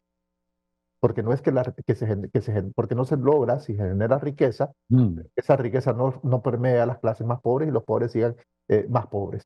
Entonces, esas condiciones hay que tener claro un modelo económico, hay que revisarlo si realmente ese es el modelo económico que debemos seguir, si es un modelo que está empobreciendo más a la población durante muchos años, durante décadas. Entonces tenemos que revisarlo y tenemos que sentarlo. O sea, el gobierno tiene que generar las condiciones, pero la empresa privada tiene que responder, generar riqueza y también una redistribución de esa riqueza. ¿Por qué? Porque si hablamos aquí hablamos de generar condiciones en el campo, por ejemplo, de producir más, hablábamos de producir café, de producir más, pero ¿cómo lo vamos a generar si no tenemos mano de obra? Si nuestra gente le estamos expulsando del país. Si las comunidades, si los cafetaleros, por ejemplo, se quejan de que se pierde incluso mucha producción de café porque no hay mano de obra, porque la mayor parte de los jóvenes, que son los que podemos desarrollar el país, la mayor parte de estos jóvenes migran o tienen intención de migrar. Entonces hay que generar, sí, hay que generar empleo, hay que generar condiciones, hay que generar desarrollo económico, pero también un empleo digno, un empleo que logre mejorar las condiciones de vida de la población. ¿Por qué? Porque también si generamos empleo precario, se va empobreciendo más la población y muchos de esta gente, de los migrantes incluso, que han salido del país de manera irregular, son personas que tienen un empleo, pero han tenido un empleo precario que no logra mejorar sus condiciones de vida. Por lo tanto, entonces esta gente, o sea, ¿cómo vamos a desarrollar un país cuando estamos expulsando la población económicamente activa, que estamos expulsando la población con la que podríamos desarrollar el país? Entonces tenemos que revisar, tenemos que hacer un análisis, tenemos que hacer consensos. Aquí se llegan a consensos políticos, por ejemplo. Aquí se sientan a la mesa, negociaciones, se llegan a consensos políticos, se llegan a negociaciones. Pero yo nunca he visto un tema y sentarse a la mesa de discusión de realizar un modelo económico, de llegar a consensos con la empresa privada, para mejorar el modelo económico que tenemos en el país, para poder generar mejores condiciones y que se pueda generar riqueza para que esta llegue a la población. Entonces es importante analizar y sentarnos y que no es cierto, tenemos que desarrollar el país, pero tenemos que mejorar las condiciones y dejar de expulsar nuestra población. Y eso se deja generando, atacando las causas estructurales que impulsan la migración, incluso con el tema de violencia. Aquí muchos pequeños empresarios, emprendedores, han tenido que cerrar un negocio por la extorsión. Y son gente que, en primer lugar, o sea, que han perdido empleos porque son personas que generaban 1, 2, 3, 4, 5 empleos, aunque no en grandes cantidades, pero aparte que generaban ingresos para ellos y su familia y para los que trabajaban con ellos, pero de la noche a la mañana tuvieron que cerrar sus negocios porque corría peligro su vida y tuvieron que huir del país. Entonces tenemos que también mejorar las condiciones de seguridad en este país. Tenemos que darle seguridad ciudadana, tenemos que mejorar, disminuir la situación de violencia, disminuir el tema, combatir específicamente la extorsión. Es interesante que aquí en este país se habla de extorsión, pero todo el mundo sabe que, por ejemplo, el rubro del transporte es uno de los más extorsionados. Todo el mundo sabe todo el tema de extorsión, pero solo las autoridades no saben cómo sucede la extorsión, pero toda la población sabe. Entonces, todas esas cosas tenemos que generar esas condiciones. Si no atacamos esas causas, no vamos a desarrollar el país. Por mucho que tengamos la oportunidad, pues no lo vamos a hacer. Aquí no hay recursos para inversión. A mí me llama mucho la atención, ahorita, en este momento que está retornando el país, el gobierno ha planteado un proyecto para los retornados, uno de asistencia humanitaria, a darles $100 y bonos de alimentación en el momento que ingresan al país. Eso está bien si estamos hablando de una respuesta humanitaria, pero tiene que ir más allá. Entonces el gobierno también plantea un proceso más de desarrollo con acceso a recursos, acceso económico para que los migrantes que retornan al país tengan recursos para inversión, pero me llamó la atención en estos últimos días que había una institución del Estado que ponía a disposición recursos para los migrantes retornados, y la condición era que comprobaran que eran migrantes retornados y eran recursos a bajos intereses, entre el 4 y 7%, pero también decía que los requisitos eran garantías de acuerdo al monto que solicitaban. Pero ¿qué garantías va a poner a disposición un migrante que retorna al país, que tuvo que vender sus bienes para irse y que fracasó en el intento y lo capturaron en la frontera y regresa al país sin tener nada? Regresa al país en peores condiciones que las que tuvo. Pero no, pero uno de los requisitos es una garantía hipotecaria para poderle prestar. O sea, por favor, tenemos que buscar la forma de cómo apoyar a estas personas viendo las condiciones que ellos tienen. Don Fernando, al escuchar a los tres panelistas que lo acompañan esta mañana, es muy similar Guatemala a todo, ¿no? Bastante similar la situación que da. Recordemos que nuestros países son muy similares tanto en la economía, en la problemática social y política. Y en ese sentido no escapa a lo que Guatemala es la misma situación que se enfrenta. En este caso, quiero enfatizar que, digamos, la preocupación del sector explotador guatemalteco se externó hace más de un mes, pero quizá pues se guardaba una esperanza de que un trato más benigno en el caso de ser socio comercial y geoestratégico de Estados Unidos. Y pues habrá que ver en este caso, pues el impacto de la cantidad y costo de los pedidos de los productos agrícolas, manufactureros y textiles, que ahora pues enfrentarán un 10% de lo que es de la entrada, lo cual sin duda pues va a golpear lo que es los procesos al final de cuentas y acicatará pues las eficiencias que tendrá como costo laboral. El gobierno pues señala que pues es una violación al DR CAFTA, pero a la luz de lo ocurrido con el TEMEC, pues no parece ser un argumento que va a preocupar al gobierno de Donald Trump. Y está por verse el impacto que en la economía de los hogares estadounidenses, curiosamente también como uno de los grandes argumentos de la campaña de Donald Trump fueron los altos precios de los productos durante el gobierno de Joe Biden. Y en este caso los grandes fabricantes y distribuidores pues minoristas verán elevarse sus costos de fabricación integrada a terciarizaciones globales gracias al abordaje súbito e inconsulto de la economía. Como mencionaba el licenciado Castillo, si en este caso no se trabaja por parte de los gobiernos en una forma integral con el sector productivo y se soluciona lo que es la falta de empleo y desarrollo, así como el combate de lo que es la corrupción, pues en estos veremos en poco tiempo un incremento de la migración hacia otros países. Y en ese sentido, lo que vamos a ver es una seria problemática también en lo que es la inseguridad en cada uno de los países receptores de migrantes por las deportaciones que se afectan. Es una problemática que, como les mencionaba, no es un problema del gobierno, sino que es un problema de cada uno de los países que debe tratarse de una forma integral. ¿El gobierno de México qué tanto va a cerrar las fronteras para los centroamericanos? Bueno, recordemos que en este caso lo que se hizo una reciente visita de funcionario de ICE para lo que fue el gobierno mexicano era de fortalecer la frontera entre Guatemala y México. No se aprobó ese convenio, pero sabemos que, como les mencionaba, eran más de 32.750 elementos que estaban destacados a lo largo del territorio mexicano, que dieron como resultado más de 6.4 millones de capturas. Esa situación prevalece porque recordemos que mientras la migración sea contenida en México, pues no va a sufrir un mayor castigo arancelario.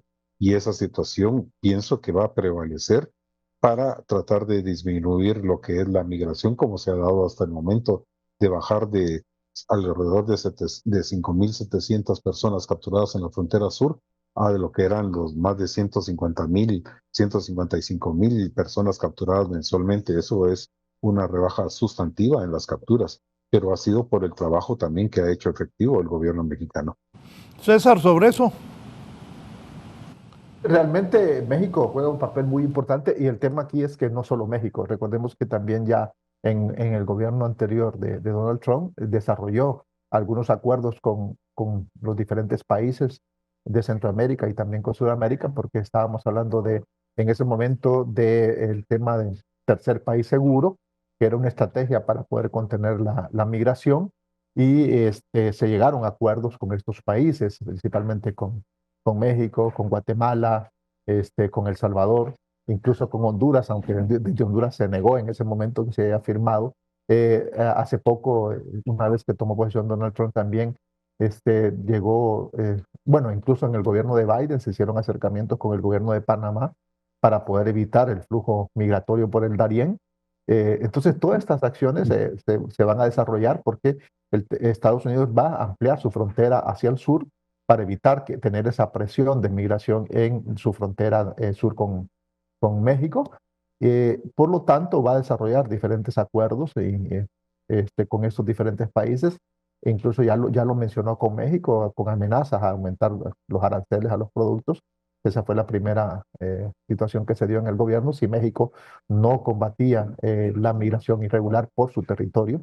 Y aunque, o sea, son situaciones que se van a dar, ¿verdad? El otro tema también es que es cierto, México es un país que está en una situación bastante difícil porque por una parte tiene que trabajar con Estados Unidos, incluso, pero también tiene que evitar la migración por su territorio. ¿Por qué? Porque en la medida que se cierra la frontera con Estados Unidos, México se vuelve un país de destino, por lo tanto, México va a tener otras condiciones diferentes a las que tiene en ese momento, que ha tenido como tránsito, porque también va a haber una presión social en la medida que los centroamericanos o los de otras nacionalidades se queden en México, va a haber una mayor presión para México para tener que apoyar a todos estos migrantes.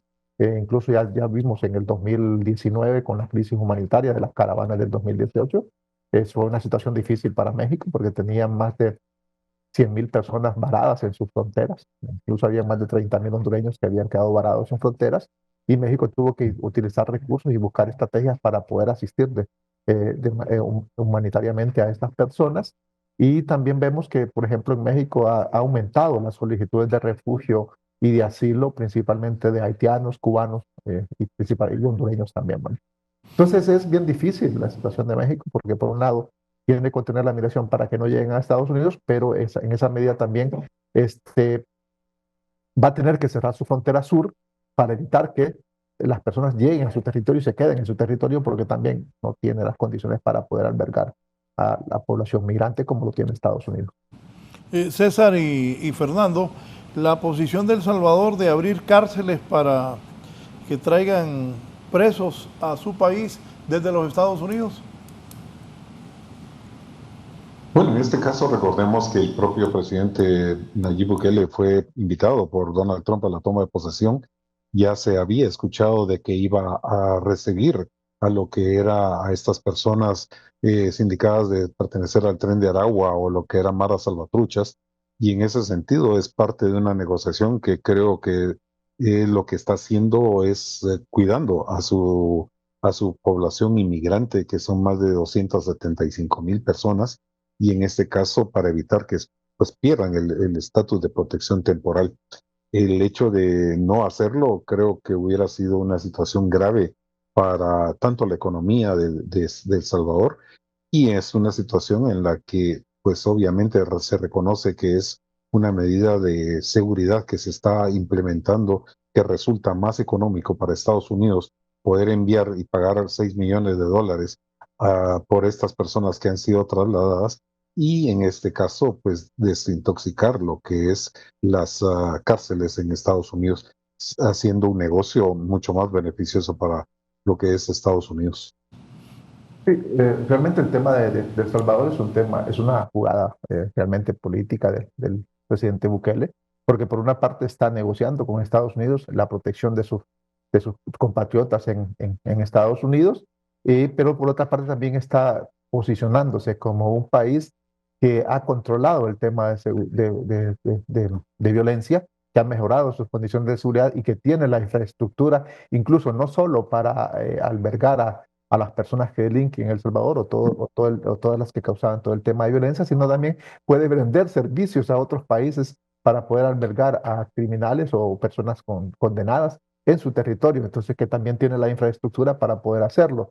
Entonces, es una jugada de él, es una forma de vender a El Salvador como un país que ha combatido la violencia, y un país que tiene las condiciones incluso para apoyar a otros países para combatir, para poder albergar personas que estén condenadas. Y en ese sentido, él también gana recursos para poder desarrollar en su país. Entonces, tiene dos situaciones: una desde el punto de vista político, desde el punto de vista de seguridad, pero también desde el punto de vista económico. Por una parte, protege a sus compatriotas en Estados Unidos, y por otra parte también genera recursos para el país. Bien, César y Fernando hablan de esto, de unirse los países de Centroamérica en el tema migratorio. En el campo económico, ¿qué se puede hacer conjuntamente? Precisamente esa es una muy buena manera de abordarlo. En primer lugar, una posición conjunta. Como ya lo mencionaba, el Tratado de Libre Comercio establece una cláusula en la que se puede presentar una iniciativa para argumentar esta imposición arancelaria, pero también para generar una nueva dinámica productiva en lo que tiene que ver con las cadenas de valor. Si El Salvador produce semillas a un costo menor que Honduras, ¿por qué El Salvador no puede ser proveedor de Honduras para semillas?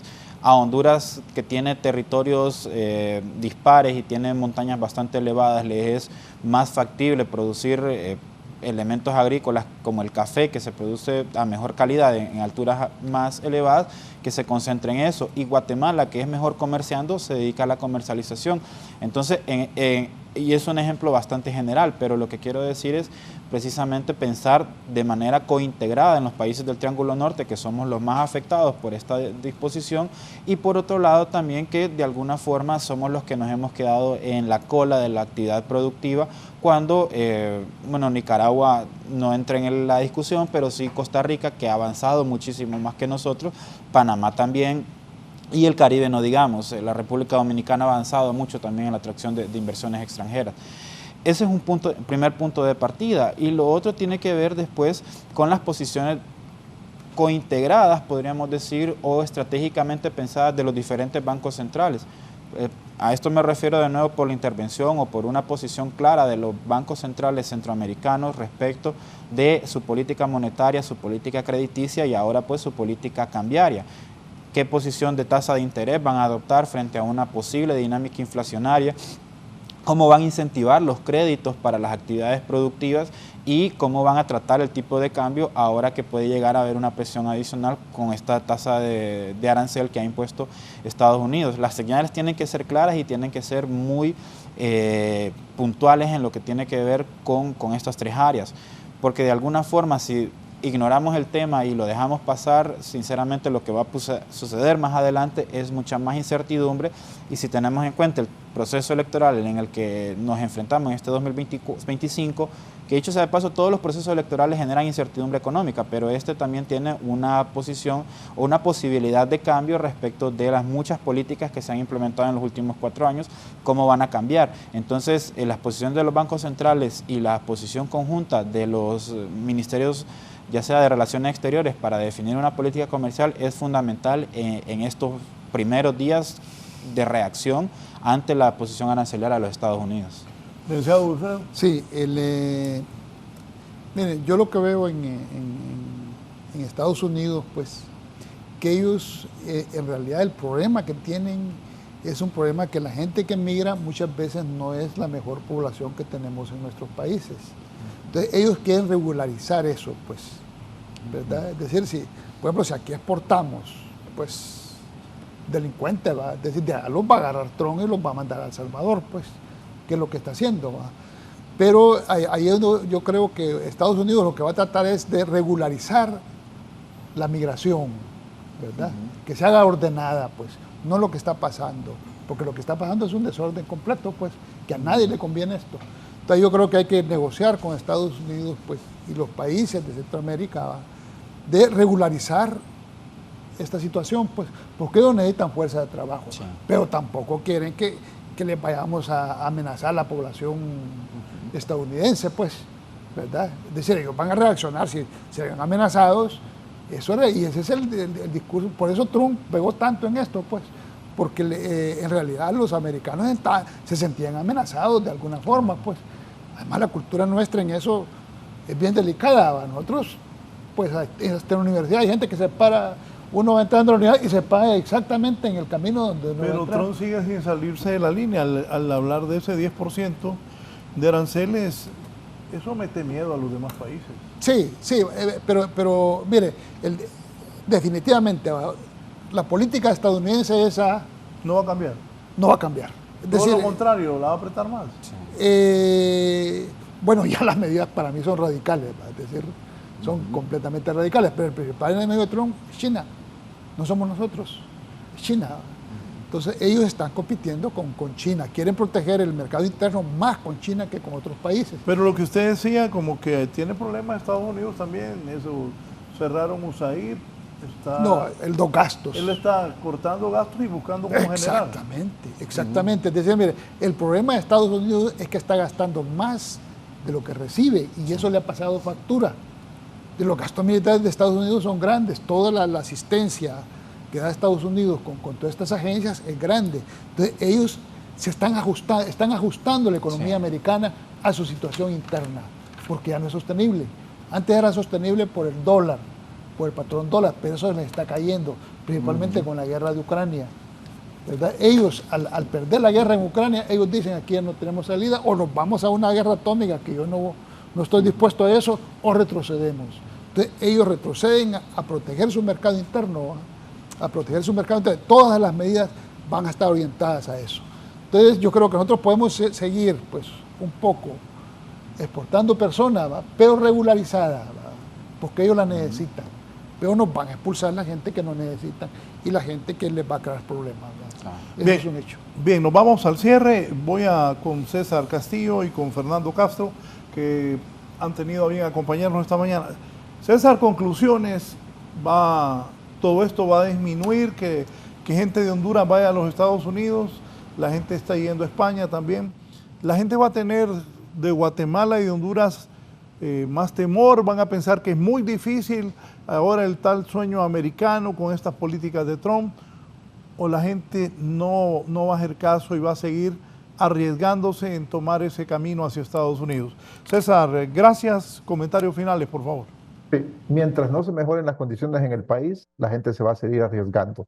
Lo que va a suceder es que va a encarecer la migración, quizás a Estados Unidos se disminuya por los costos que va a implicar la migración y por los riesgos y por la menor probabilidad de poder ingresar a Estados Unidos, pero la migración se va a volcar hacia otros países, porque si no se mejoran las condiciones en el país, no se va a detener la migración. La única forma de detener la migración es mejorando las causas, tanto estructurales como causas coyunturales que el país tiene y que obligan a la gente a salir. ¿Qué países podrían estar visualizando hondureños no ser Estados Unidos? No, ya estamos hablando de algunos países, por ejemplo México, ahora se ha convertido en un país de destino de hondureños. Somos el primer lugar en solicitudes de refugio y de asilo en México. Estamos en España, que es otro país que se ha convertido también como destino de la migración. Somos el quinto país en el mundo de residencias de extranjeros en España. Entonces, son situaciones que se van armando. Y otros países de Europa, y no descartamos incluso algunos países de Latinoamérica también que puedan mirar. Pero si no se mejoran las condiciones en nuestros países, la gente va a seguir yéndose porque va a seguir buscando mejorar sus condiciones de vida. Y estamos hablando de que también, aparte de eso, hay una intención muy fuerte de la población. Estamos hablando de que aproximadamente 6 de cada 10 hondureños tienen la intención de migrar. Bien, muchas gracias, don César Castillo, esta mañana con nosotros. Él es el coordinador del Observatorio de Migración Internacional en Honduras de nuestra Universidad Nacional. El investigador especialista en migración internacional, don Fernando Castro, nos acompañó desde Guatemala. Conclusiones finales, Fernando. Gracias. Y yo decía aquí, que México también va a querer cerrar fronteras, no dejar entrar a tanto extranjero. Y los hondureños, es cierto, están yendo a España, están yendo a México, pero se ponen difíciles las cosas. Pero ustedes son los expertos, díganme. Sí, realmente la migración, como decía el licenciado Castillo, que en este caso va a continuar de ponerse en una situación mucho más crítica en los países. En este caso, recordemos que en un momento determinado estos incrementos de los aranceles lo que va a generar es que los empresarios, pues lo que van a reducir es los costos. Y en estos costos es al final de cuentas el desempleo. Y en ese sentido, la inseguridad va a crecer. Uno de los temas que yo he fundamentado muchas veces es que debe trabajarse en forma conjunta por parte de los gobiernos y la iniciativa privada, ya que la iniciativa privada es la que genera el empleo y desarrollo en estos países. En ese aspecto, si Guatemala no cambia su posición y no tiene un mejor rumbo del que no ha mostrado hasta ahorita, pues la situación va a complicarse para este país y sobre todo, pues tendrá que ampliar lo que es en los mercados para ver de tener mejores oportunidades y tratar de compensar esta situación que se está dando de los aranceles. Pero mientras no haya una forma clara por parte de los funcionarios y sobre todo el hecho de poder visualizar el gran peligro que se convierte en una migración que, como bien decían, se incrementará en sus costos y los peligros van a ser mucho mayores y en esto vamos a lamentar una cantidad mayor de personas que fallezcan en su intento de tratar de buscar una mejoría económica para ellos y su familia. Muchas gracias. Don Fernando Castro desde Guatemala, licenciado Ed. Sí, gracias. Es importante lo que usted mencionó, licenciado Fernando, el tema de la potencial actividad productiva y sobre todo pues que tiene que ver con la producción nacional desde el sector privado, pero no a través de subsidios, no a través, como ya lo decía, de que el Estado se convierta en el principal cliente del sector empresarial, sino a través de inversiones que potencien y que disminuyan la producción, la capacidad o los costos de producción, quiero decir, en el país. Eso es importantísimo porque entonces en esa medida en la que nuestra economía sea lo suficientemente robusta, nuestros migrantes ya no van a ver con incentivo trasladarse hacia los Estados Unidos, exponerse al riesgo, sino que se prefieren quedar en el país y por otro lado también nos adelantamos a este tipo de crisis, potenciamos nuestro mercado interno, favorecemos la capacidad productiva y favorecemos también la generación de empleos y de ingresos para la población y así entonces entramos en una dinámica positiva de crecimiento económico que favorece a toda la población nacional. Gracias al licenciado Ben García. Cerramos con el licenciado Wilfredo Firón. Sí, Miren, lo más valioso que tenemos nosotros es la fuerza de trabajo, una fuerza de trabajo joven. Necesitamos calificarla así, ¿verdad? Entonces es el potencial más grande que tenemos. Lo que crea valor en la sociedad es la fuerza de trabajo. Y eso es lo que ha logrado China. China ha logrado pues potenciar su economía pues porque tiene bastantes personas y las ha orientado al capital productivo. Entonces, ¿qué necesitamos? De acuerdo con los compañeros acá panelistas, necesitamos mejorar las condiciones internas, ¿verdad? Necesitamos mejorar la seguridad social, necesitamos mejorar la educación, ¿verdad? La cultura política, necesitamos... Y ahí yo creo que México nos está dando un ejemplo. México nos está dando un ejemplo, pues, ¿verdad? Creo que hay que seguir, hay que avanzar en la cuestión social, pues, ¿verdad? Entonces es un llamado a cambiar la cultura política, tanto de la clase política como de la clase empresarial, ¿verdad? Porque el pueblo en realidad tiene muy poca opinión en lo que está pasando. Gracias, licenciado Wilfredo Girón. A mis panelistas, reaccionando esta mañana cuando el presidente de los Estados Unidos, Donald Trump, ha impuesto un arancel global del 10% a varios países de América, incluyendo Honduras, Guatemala y el resto de Centroamérica. Siga con nosotros aquí en Canal 11. Que tengan buen día.